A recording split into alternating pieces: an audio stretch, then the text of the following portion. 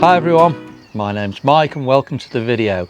Well, we finally got to have a go on a 450 Himalayan.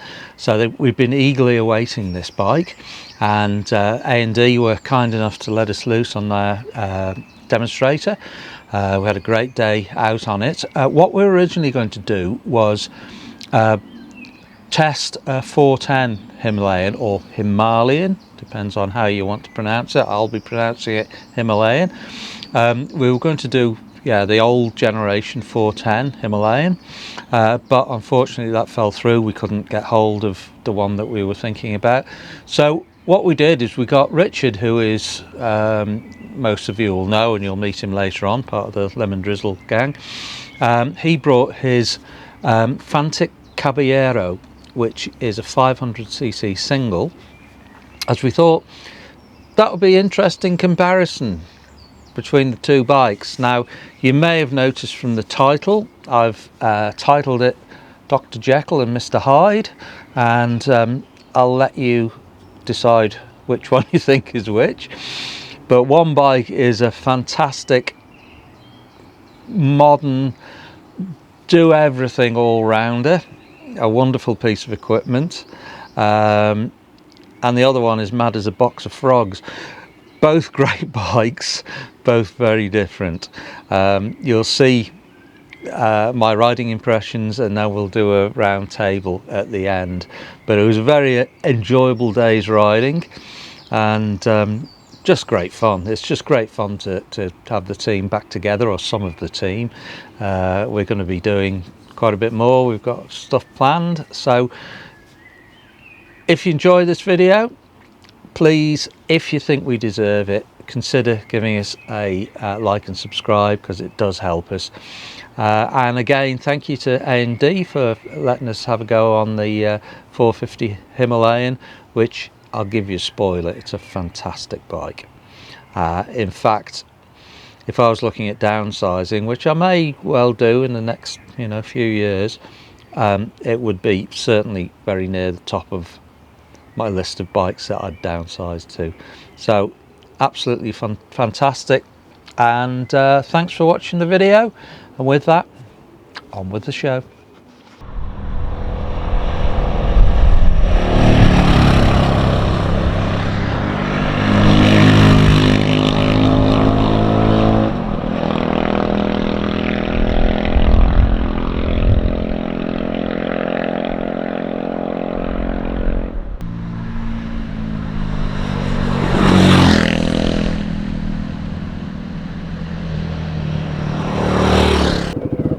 Alright, so this is my second run on the Hemi. The first run got aborted because my camera, the DJI camera I was using, which is the one that you're looking at next to the clocks,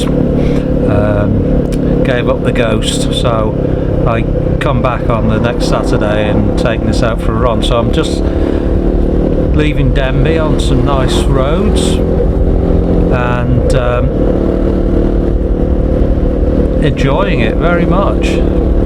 It's such an easy bike to ride, and see, I'm just about to turn off the main road here and go onto some quiet roads, but coming towards this is a 410 Himalayan, and when I got back to A&D Motorcycles, had a cup of coffee. He was at the dealers, and I had a chat with him there. So if you're watching this, hi, nice to meet you. Okay, so it's all low speed stuff here. Just going through the little village of Budfari, and this bike it'll handle the slow stuff beautifully. I'm just coming into the 20 miles an hour limit, which is the famous, a lot of Wales has gone 20 miles an hour, which they're actually talking about repealing in some cases. But look at this, look how easily this bike deals with it. If you see the clock, for some reason the angle of my GoPro kind of blanked it out. It's not me doing that, but I think it's one of those strange, when you sunglasses sometimes do it as well. So coming out of the 20s and into the national which is 60 miles an hour on here, and look how well it picks up speed. This is in a different league to the old Himalayan. In fact, it's a completely different bike to the old Himalayan. This is a real world bike now, whereas the Hemi was a nice bike for plodding around on. This is a bike you can really watch out, Postman Pat. It's a very capable machine. It's got, I don't know how much more horsepower it's got, but it's got, probably feels a lot more. In fact, it feels like kind of, dare I say it, 650 power, or certainly I used to have a XT600, and this feels like it's got quite a bit more power than a Yamaha XT600, to be honest. So I think it's about 40 horsepower, but it feels really capable, and it's more than enough for this sort of road. And you think it's only 400 this, or 450, and then again the handling's superb on it. I think it's got shower shocks on it. Richard will talk about it later, the details, but it feels like a modern bike. It's back roads like this, the handling is great. The only thing I found was a little bit lacking was the front brake, but I've been reliably informed if you put sintered pads, put the, like the EBC HH pads in it, it transforms the front brake. But that was really the only thing I could find that would fault it. The chassis is really good. In fact, a little bit further on up this road I hit some gravel, and it just gave a little shimmy, and it just shrugged it off.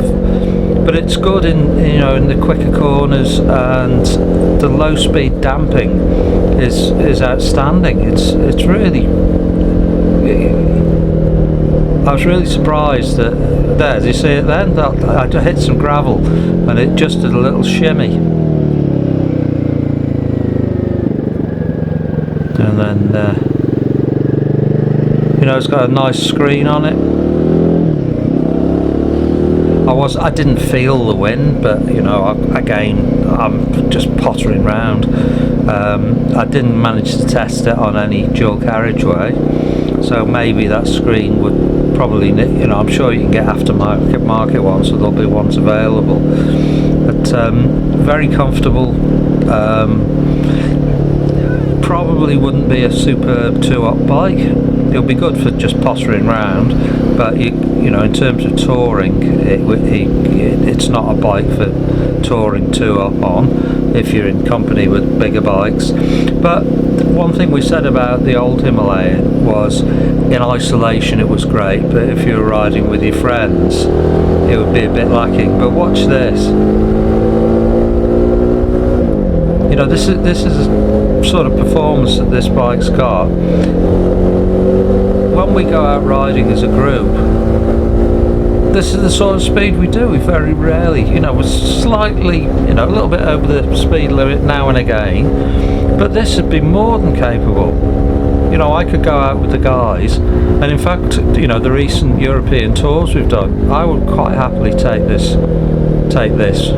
set of panniers on it for the speed that we do touring on. This would be great. So overall, fantastic bike, massive improvement on the old bike, which was a nice charming bike, but excellent, and thank you A&D for giving me the opportunity to ride it.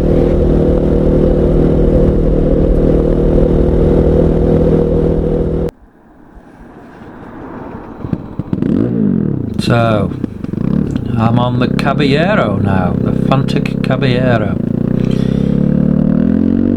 and it couldn't be more different. If you listen to it, you can hear it popping and banging every time I change gear. Pop. So the fueling is not quite as good as the Himalayan, but what it does love is to be given its head, and it responds really well up to a nice bit of throttle opening. So yeah, it's a totally different machine to the Himalayan. It's all about roaring along a country lane. It's you know, it's a street scrambler, but it's more like a supermoto, to be honest. It's a 500cc single, and it's got plenty of poke. Very lightweight, excellent handling, but the suspension is not a patch on the Himalayan. It's quite harsh, the suspension on it. I may be a little bit heavy for it, but it fuels beautifully open when you've got the throttle open. As you can see here, just hitting the, and it sounds fantastic with that exhaust on it, and it goes really well. It's one of those bikes. I was a serial owner of RD350s back in the 80s. I used to production race RD350s, and I kind of equate bikes with a certain amount of brio or verve back to the RD350, and this has got that same cheeky rascal about it. It just eggs you on to ride it hard. But where it isn't so good is I'm coming into a town now, and listen to it. It's pop pop bang bang, and the fueling is not very good, and it's just a generation or a couple of generations behind the Himalayan, where the Himalayan just is impeccable in its fueling. This is, you can just listen to it. Not particularly happy in town. You've got to keep it revving. It's not at its happiest. So it certainly wouldn't be a good town bike. I think this has got a different exhaust on it. It could probably do with a really good remap to set it up right. But I think anyway, I think the fuel injection management isn't the most sophisticated. I don't know anything about it, but what it does like is giving it a bit of throttle. Now, I don't know if it's the bike that's spotted these bikes ahead or me, but it just makes you want to, you know. Apologies to if this is anyone who's watching, if this is you, if you're actually watching this. My only excuse is this bike doesn't run well unless it's got the taps open, so I do overtake. So I apologise if you got buzzed by a loud red thing. So what did I think of it? I loved it. I just loved it. Would I own one? Nah. In fact, Richard, who owns it, he feels the same way. He loves the looks of it, and but I think he'd love to swap it for a Himalayan. Great fun, wonderful. And look who we see waiting here. Is that Dave? Yes, it is Dave. So there you go.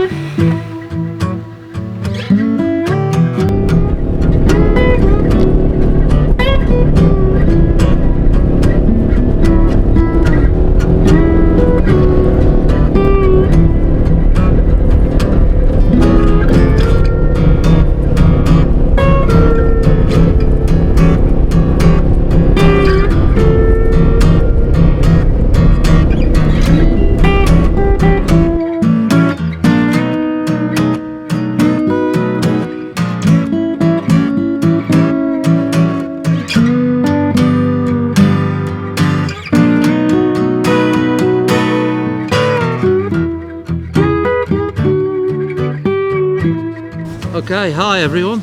Hello. Yeah. Hello. Hello. Hello. Yeah, we're back. Well, some of us are. Some of us are, yeah. Some of us have never been away, Mike. That's right. Yeah. I haven't. I've been having to bring videos out on my own about flipping end cans and catalysts and all that sort of rubbish. Anyway, we're back.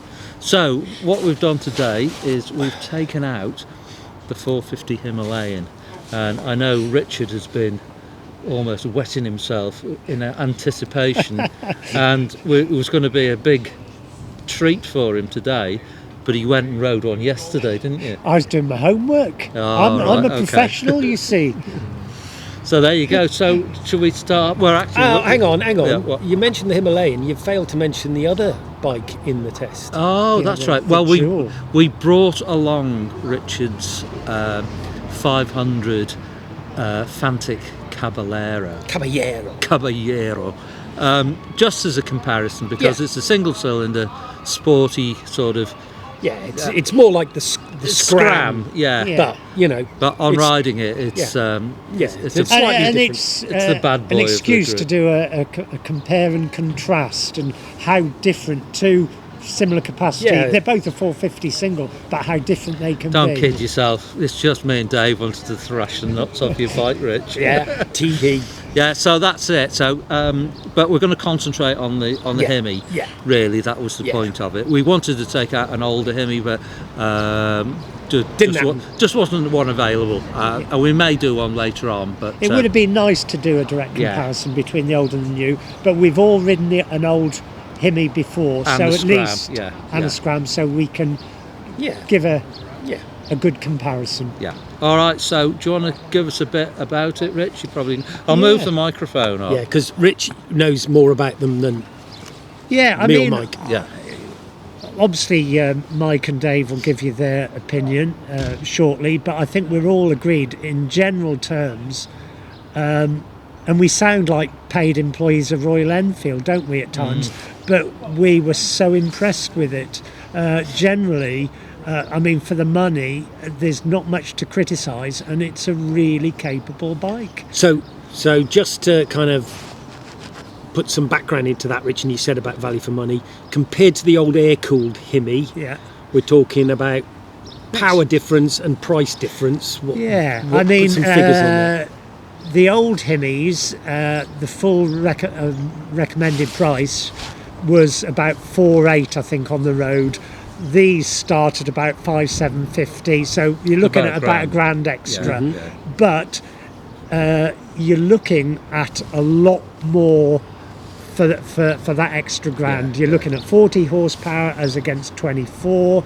Similar weight, but the feel is so different. It's a modern bike. It's a modern bike, whereas part of the charm of the old one, which we said in our last test on the old Hemi, it had that old school charm. This is a modern bike, as you say. One thing I'll say, and I think if you watch our last video, in isolation, I think we said in isolation the old Himalayan and the Scram were great bikes, and I think, you know, if you were riding with your mates that were on similar bikes, you'd have a great time.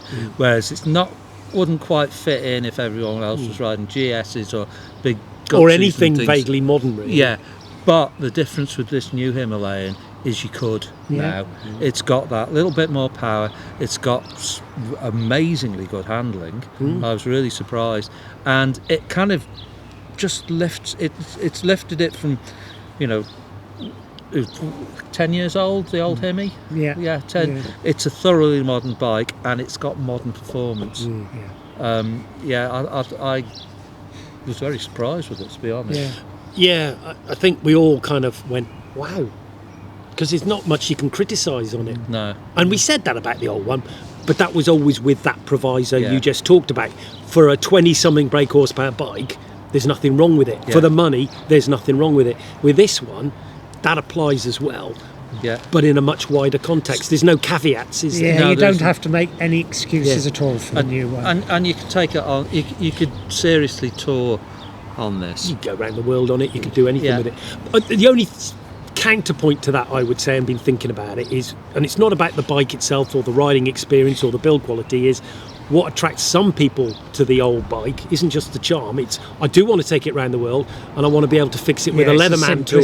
Yeah, and you've lost that. And I think that is. I've seen comments where people are saying is that the new one has gone too far away from the old concept of that's very simple, very cheap. Yeah.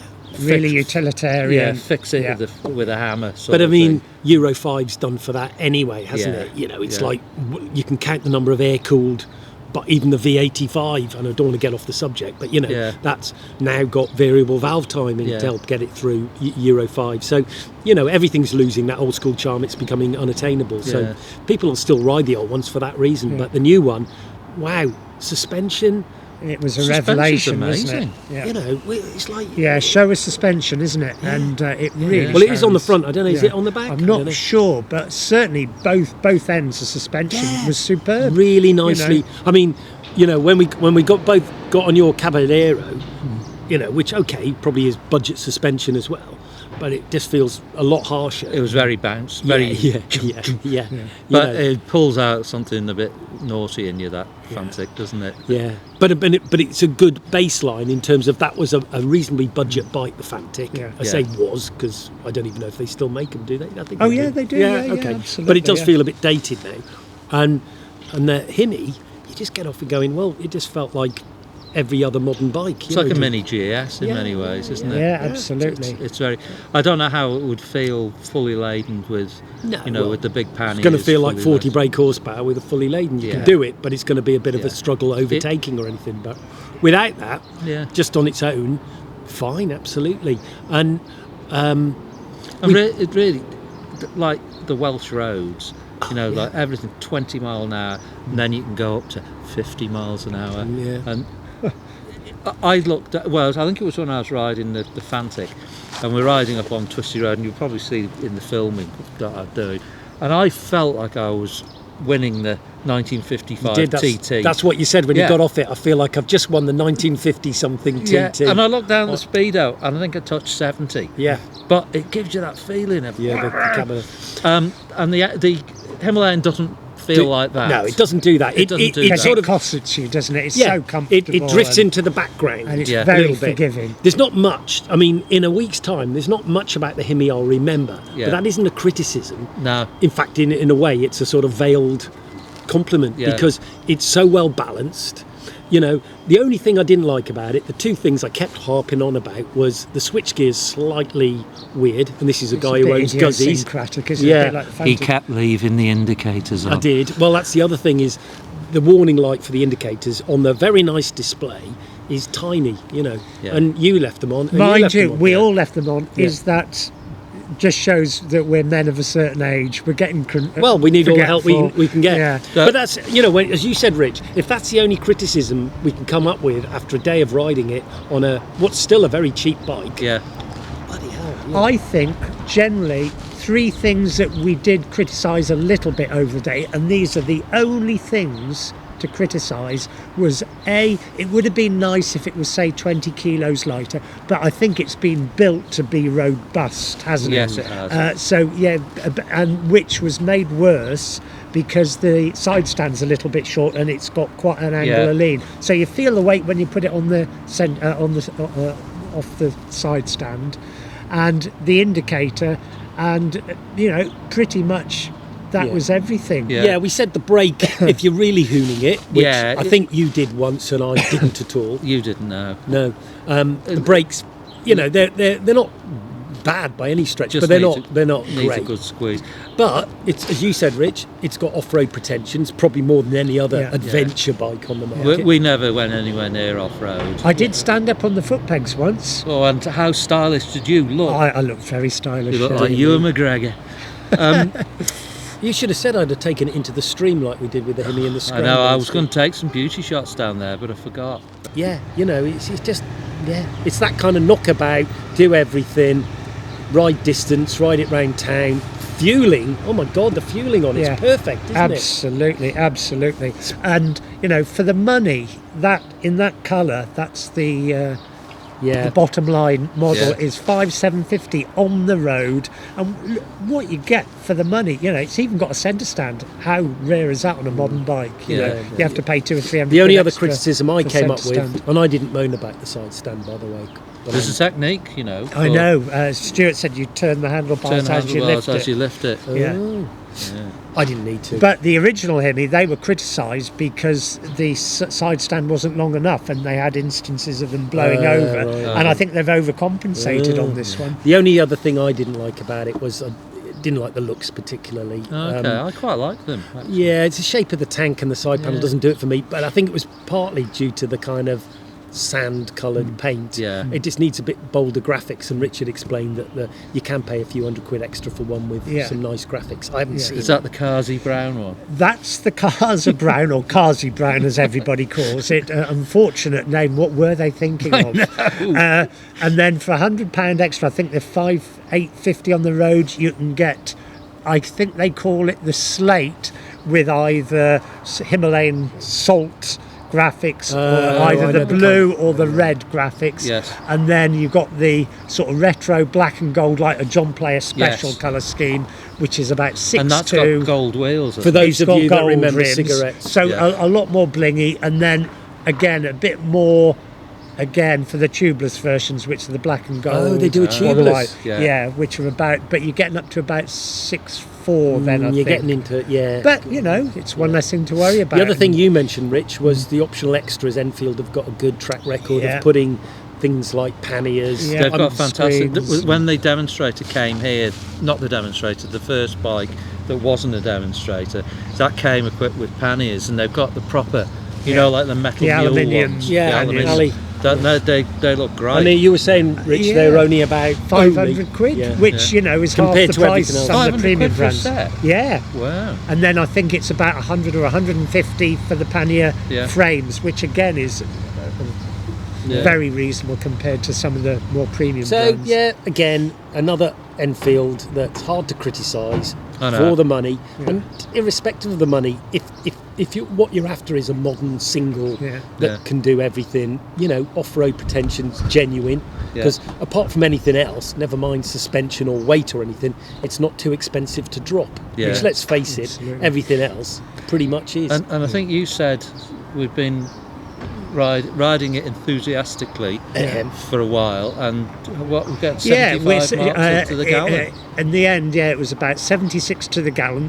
When we first took it out, it was showing 80 to the gallon, and it went down to 76. That's before you rode it. When he was riding it, was doing 80 to the gallon. Yeah, when I rode it 75, when you rode it 52 to the gallon, I think it was, wasn't it, Rick? No, because I'm a big fat munter. I mean, it is a usable bike. I think it's 17 litre tank, which is a smidge under 4 gallons. Yeah. So you've got a 300 mile range. So it's that's good. It's a really usable bike. Yep. So how did you enjoy the Caballero? I loved the Caballero. I think the fueling down low is pretty horrible. It's a bit lean, so it pops and bangs, but it mainly lurches, and what should be quite a pleasant bike round town isn't. But everywhere else, it's a laugh a minute. It's complete gas. It's a nutcase. But it's a bad boy, isn't it? It's got a bad attitude, as you said. I was following you through town, and I was thinking, like, in a group, there's always a small lad who gets into fights. Yeah, or a small dog that gets into fights. Exactly. Yeah. So, but it does come with an added extra that they don't advertise. What's that? I don't know whether it's because it's an Italian bike, but it's got a certain vibration that kind of starts around your trousers, and it gives you todget tingle. What, even at your age? Yes. I was thinking, what's happening? I didn't think you had any feeling down there anymore, Mike. Yeah, Caballero todget tingle. But loved it. Loved the styling. Every time I looked, I think part of the reason I couldn't fall for the Hemi looks-wise is I kept looking at the Caballero, which is just a gorgeous looking. It's a lovely it's one of the best styled bikes of the modern era. Okay, it's not styled in the modern genre, but it's just lovely. And real laugh, slightly raggedy round the edges, but that's kind of what makes it memorable. I won't particularly remember the Hemi, not in a bad way or a good way, just it does everything well. I'll remember the bloody Caballero for a while, and not just for your Tudger Tingler bloody comment either. So, Rich, what do you think? You are the owner of the Tudger Tingler. I really like it, and it is my only modern bike. As Yeah. you know, I've got quite a few classic bikes. So, and I've had it probably about 6 months and done 1,000 miles on it, and I've really enjoyed it. But for my single modern bike, I think I need something a bit more practical, and which leads me to the Himalayan. I would quite happily have one. So you'd quite happily have that, but you also mentioned that you'd quite happily have the older generation with a different cam. Do you know what? I think we've already alluded to it. We've all got a soft spot for the original Himalayan and Scram. They have got a real old world charm, and there's something so lovely about an air-cooled single in a soft tune. Beautiful. So I would quite happily have an old Hemi, but with, say, a tech camshaft which adds 20%, and maybe you can even get big bore kits for them. Trouble is, when you've done all that, you're probably looking at quite a lot of money, just in terms of fitting a cam, labour. I'm not knocking the actual engineering, I'm just saying. And if we're going to be doing touring, we need you on the something as fast as possible. Yes. Yeah, I would need to be on a higher boost or something to keep up, wouldn't I? No, just that Caballero. Yeah. But I get what your point, Rich. Fuel mileage, weather protection, comfort, finish. Yeah, it's a lovely thing, that Caballero, but not practical. No, it isn't. But it was great fun. Yeah, thank you for bringing it along. That's all right. Lovely. All right, well, I think we'll wrap it up there. Yeah. I just would like to say thank you to A&D. Yeah. As usual, they help us out a lot. And thanks to Sally and to Stuart. And thanks to Sam's Cafe. And Sam's Cafe, for serving, the usual heart attack in a bun. It's wonderful food. It's very healthy. Oh yeah, sorry. It's all vegan. Yeah. No, it's been good day. So thanks. Yeah. Okay. Thanks Take a lot, care. guys. Bye Cheers. for now. Cheers.